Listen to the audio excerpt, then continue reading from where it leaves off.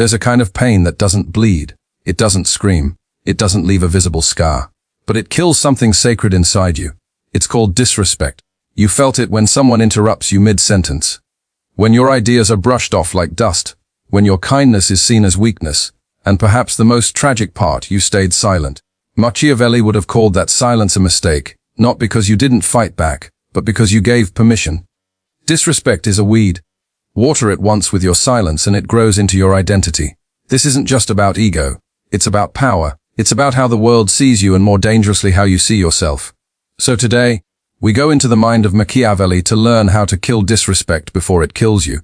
You've been taught to be kind, to be soft-spoken, to turn the other cheek. And while there's grace in that philosophy, there is also danger.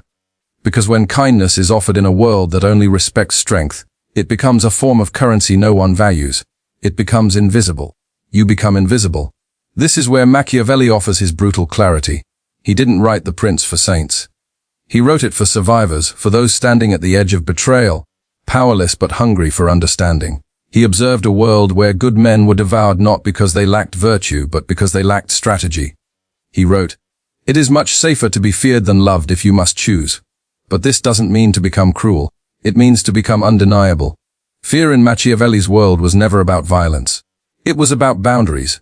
It was about commanding a presence so firm, so clear that people think twice before crossing you. Now let's bring this to the modern world.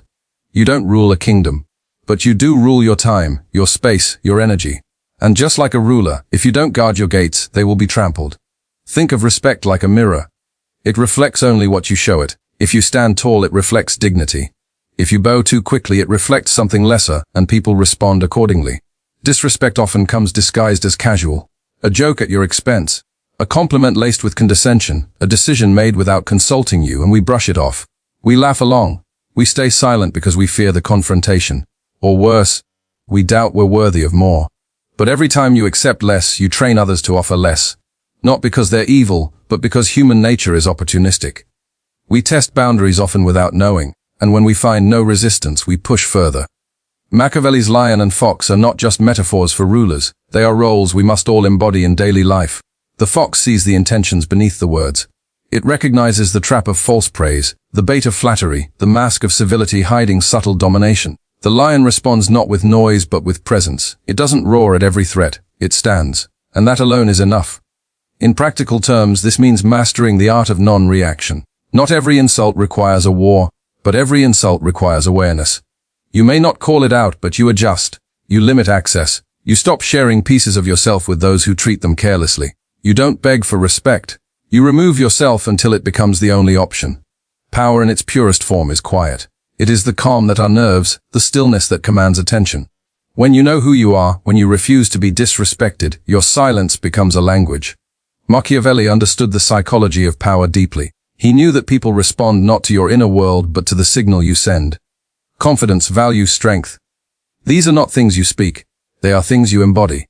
And in today's world where so many are desperate to be liked, where validation is chased like currency, true self-respect has become rare. But rare things are valuable, and valuable things are treated differently. So how do you begin to shift this dynamic? You start by redefining kindness. True kindness does not mean tolerating mistreatment. It means choosing when and whom to offer it to. It means being generous but not naive, compassionate but not exploitable. Machiavelli would tell you your value rises the moment you stop trying to prove it. The moment you stop explaining your worth. Stop over-apologizing. Stop shrinking to keep others comfortable. Because when you are grounded in your own dignity, you no longer need to chase external confirmation. People begin to feel your energy differently. They speak more carefully. They listen more closely because you are not seeking approval. You are commanding recognition. Disrespect dies in the face of unwavering self-respect. That's art. Not to retaliate with equal harm, but to outgrow the space where disrespect lives, to rise beyond it. To let your presence become a standard, one that others must meet or lose access to. This is not arrogance. This is alignment. Alignment with the truth that your time is sacred. Your voice is valuable. Your heart is not a public park for careless feet. So stop explaining the impact of their words. Stop offering second chances to those who never earned the first. Stop confusing your silence with strength when it's actually fear in disguise. Instead, remember what Machiavelli understood so well. The world is not fair, but it is predictable. And those who understand human behavior, who learn the subtle laws of power, can move through life with precision and peace. That doesn't mean playing games. It means playing wisely, knowing when to speak, when to step back, when to cut ties not with anger but with grace. Because the ultimate act of power is not retaliation, it is removal. And as you begin to live this way, you'll notice something extraordinary. The world will shift around you. People will rise to meet the standard you now embody, or they will fall away. Either way you win. This is how you kill disrespect. By mastering the dance of the lion and the fox. By becoming the kind of person whose silence feels louder than another's shouting. By remembering that the first person who must never disrespect you is you.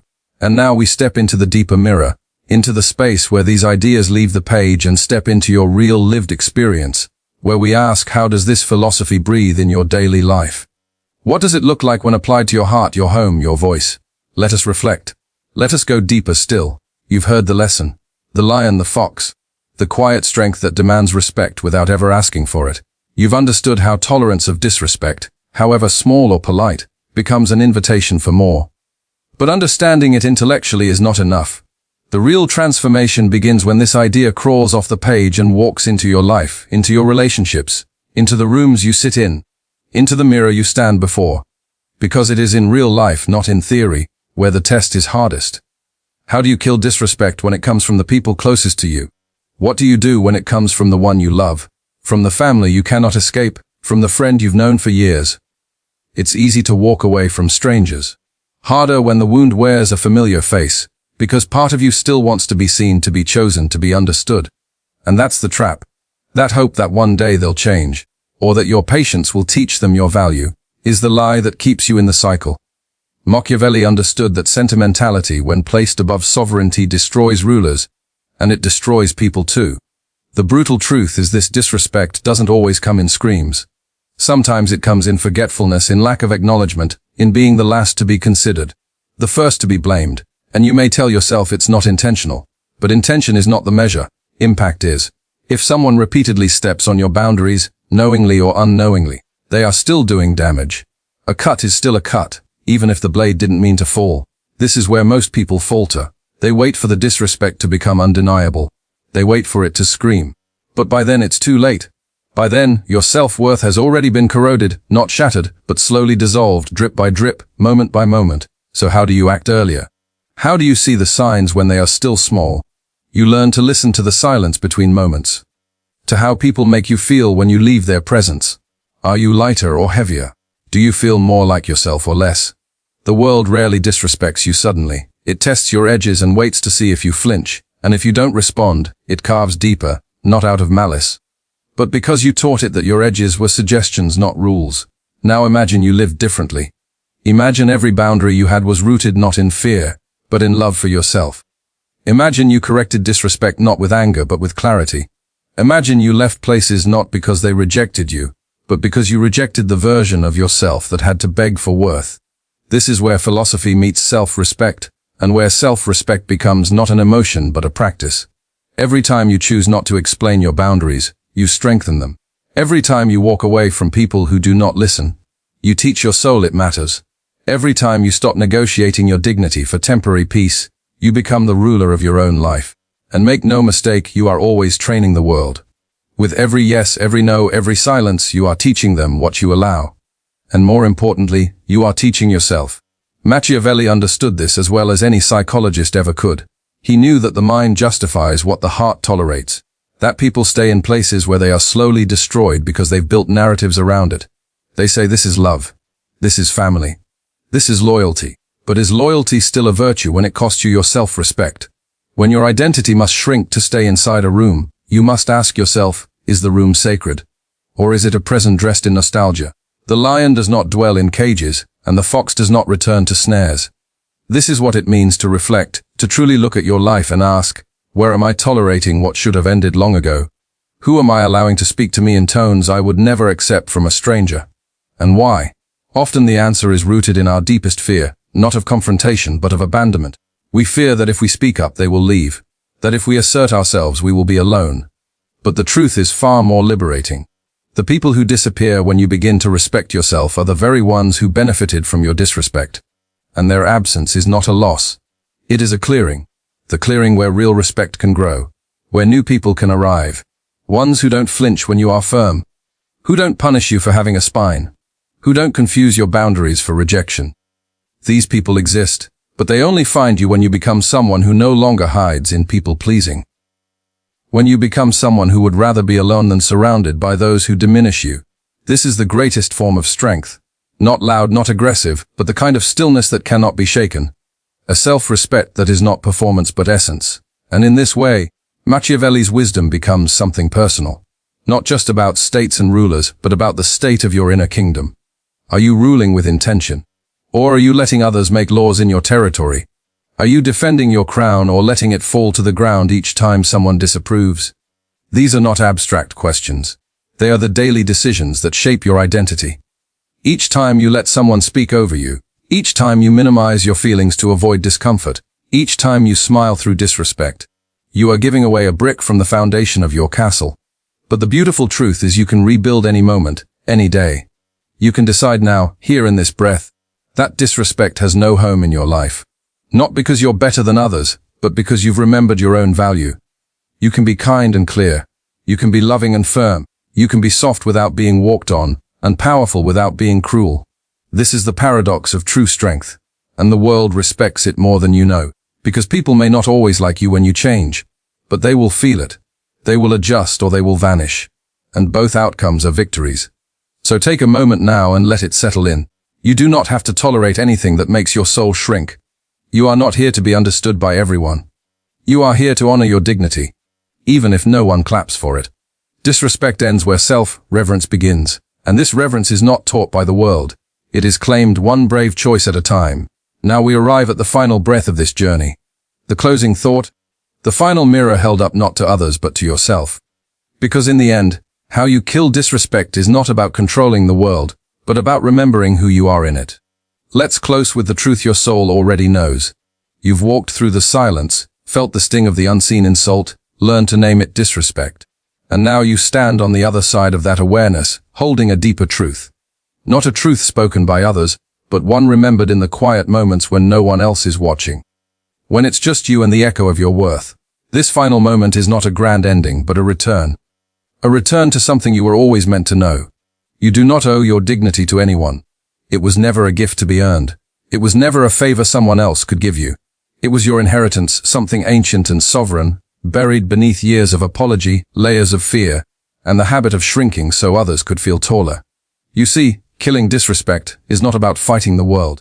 It's about ceasing the inner war between who you are and who you've been pretending to be just to be accepted. Machiavelli, often misread as a prophet of cruelty, was instead a master of clarity. He never demanded ruthlessness. He demanded self-respect that does not beg. He asked you to understand this: if you do not command respect, you will be ruled by those who do. And it begins with small moments. Moments that look ordinary on the surface but decide the course of your life. Moments when you choose to remain silent because your voice trembled. Moments when you laughed with them even though you were the punchline. Moments when you stayed knowing deep down you were already gone. But now you're learning to return to yourself, to the you that knows better. To the you that doesn't have to shout to be heard, but no longer whispers to be tolerated. You return by remembering that self-respect is not pride. It's peaceful. Not arrogance, but alignment. It is choosing not to chase people, places, or titles that require you to abandon your value just to feel seen. The killing of disrespect begins and ends within. It dies the moment you decide, I will no longer confuse tolerance with virtue. I will no longer trade silence for survival. I will no longer wear humility like a leash. There is a kind of love the world fears. And it's not the loud, dramatic kind. It's the quiet, unwavering love you give to yourself when you walk away from what hurts without bitterness, without drama, without needing anyone to understand. Because the truth is, you don't need them to understand. You only need to understand yourself. The world can misunderstand you. They can label your standards as ego, your solitude as arrogance, your boundaries as rejection. Let them talk. Let them guess. Let them tell stories about your distance. Because none of it matters when you know the truth. You are not cruel. You are clear. This clarity is your revolution. This is how you protect the kingdom of your soul. Machiavelli said that a ruler must learn how not to be good when goodness becomes the source of their destruction.